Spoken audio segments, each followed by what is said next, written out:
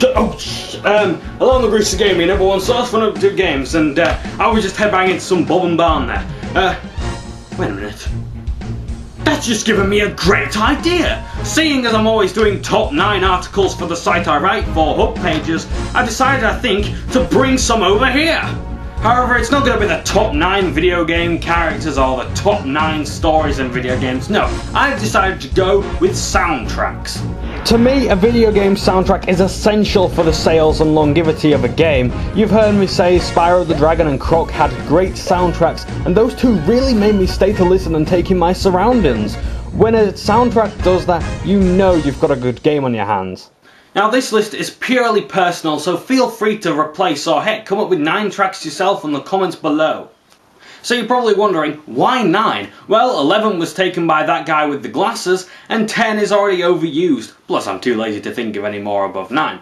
So, kick back, relax, as I reveal to you my top 9 video game soundtracks in the PlayStation 1 library. And no, that wasn't a euphemism.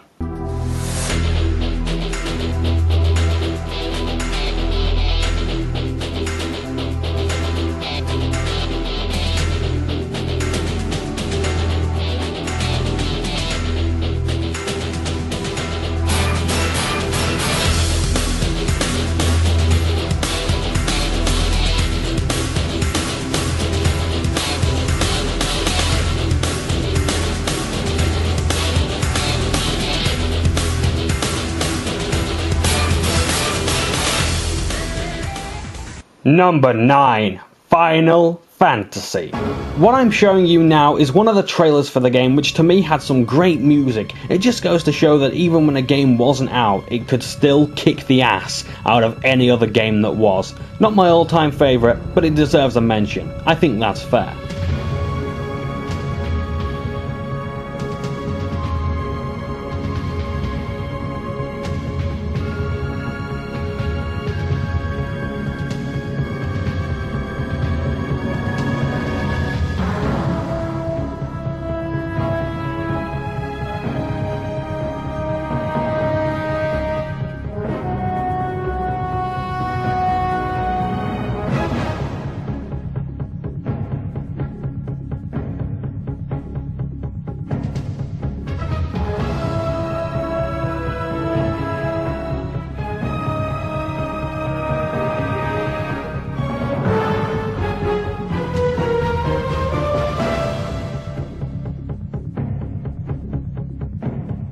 Number 8. Pac-Man World. At the time of Pac-Man World's release, no one really knew what to think. How could we get Pac-Man into a platformer, players said. While the gameplay wasn't wholly original and the traditional Pac-Man gameplay was few at times, it still brought us a great soundtrack. Even if the music of video games isn't your thing, one can't regret that even the first level's music, Buccaneer Beach, is probably the jolliest tune you'll ever hear. The music is fitting, it's something to stomp your feet to, and it really suits Pac-Man throughout the course of the game.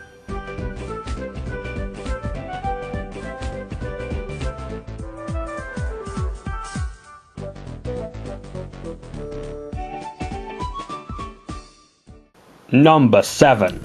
Jinx. I would have reviewed this game long ago, but I think it requires a guest star by the name of Judas the Jester in order to be complete. Jinx was a platformer released in the year 2000 when the PlayStation 1 started to see decline. The PS2 was just around the corner and people were saving up for that console. The game only saw a UK release, meaning that its popularity was incredibly low and few could have experienced its refined platforming gameplay. However, its soundtrack was where everything was really at, and it was very, very impressive. Again, it was fitting and gentle, and really made me feel joyous when playing it.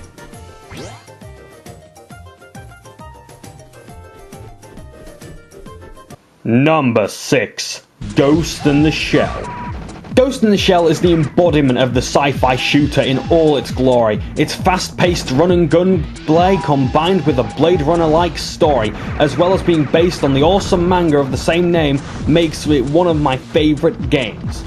But we're here to talk about the soundtrack, and I think I'm going to receive a lot of flack from my fellow metalheads. I don't really know what genre this music goes into, but it's very cyberish. Is it techno? I've heard it's called hard floor, but I'm not sure. Who knows?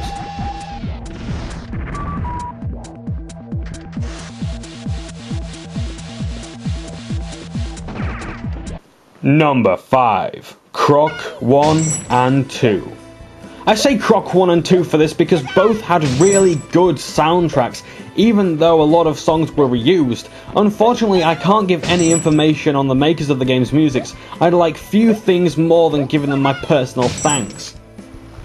Croc's music was one of the reasons why I gave it sympathy, as it's gentle and even tear-shedding. It's not just cute and cuddly, but adorable, happy, and definitely worth downloading. If you haven't heard any of the Croc songs, then don't waste time after this video. Have a look for them here on YouTube. Number 4. Medieval 1 and 2. If you're a regular viewer, I'm sure this is no surprise to you, but I freaking love Medieval! But in saying that, you can probably guess what else is coming up on the top 9 list. Medieval's soundtrack was varied, but always required a highly trained orchestra to pull off its blissful genius. Bob and Barn composed all of the songs for both games, and it's evident they were going for gold. The music is both chilling and breathtaking, full of sorrow and full of adventure. Each track tells its own tale, and when it is put to the levels of the game, it layers it beautifully. This deserves to be played at the Hall of Heroes at Mount Olympus, without a doubt.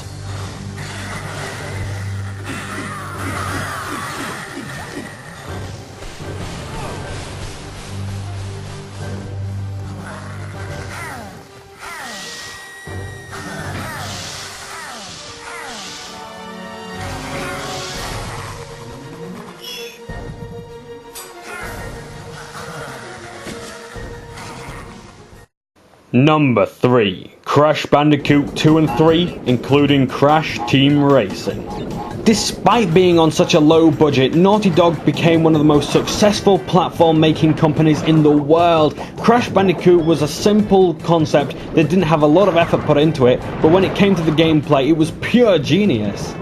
The reason why I don't say CB1 has a great soundtrack is because it was mostly ambience which players never heard. It wasn't something you notice, unlike Crash Bandicoot 2 and 3. Crash Team Racing also had a great soundtrack, one I'll never forget, and gave some of the best tunes one could possibly imagine. Number 2. Tombi. You didn't think I'd forget this one, did you? Tombi has an amazing soundtrack, and right from the cinematic intro to the actual gameplay, it remains crystal clear and perfect to the last. Tombi's gameplay was pretty complex at times despite it looking basic, but its songs were very easy to remember and remained in your head for some time. Tombi's music wasn't always gentle, but it wasn't entirely grim either. Be it the options screen music or the Village of All Beginnings, you'd have a smile on your face listening to the hilarious and wacky tunes Whoopee Camp gave us. Number 1. Spyro 2 Gateway to Glimmer. I say this one in particular because it would be unfair to give all 3 games a best soundtrack accolade.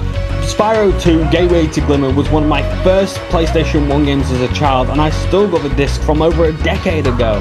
Stewart Copeland once again impresses by making the soundtrack for this game from the title screen to the rolling credits as he keeps the game alive. However, I think giving the game place number 1 is very biased because, well, it's my favourite. Unfortunately, I don't know any other worthy candidates to replace it, unless of course we have... Doom. Where will we be without it? I jest. We can't have that. Every time I say that game's name, I have to put some money in the Doom jar. Oh, shit! Unfortunately, that's all there is for me today. However, I hope you enjoyed watching, or more importantly, listening to what I've had to say today, and I can't wait for you guys to see what I've prepared for this Halloween special this year. So until the next time, I'm the Greasy Gamer, your #1 source for number 2 games, or in this case, I'm the Greasy Gamer. I'm telling you all to rock on! Ta-ta for now!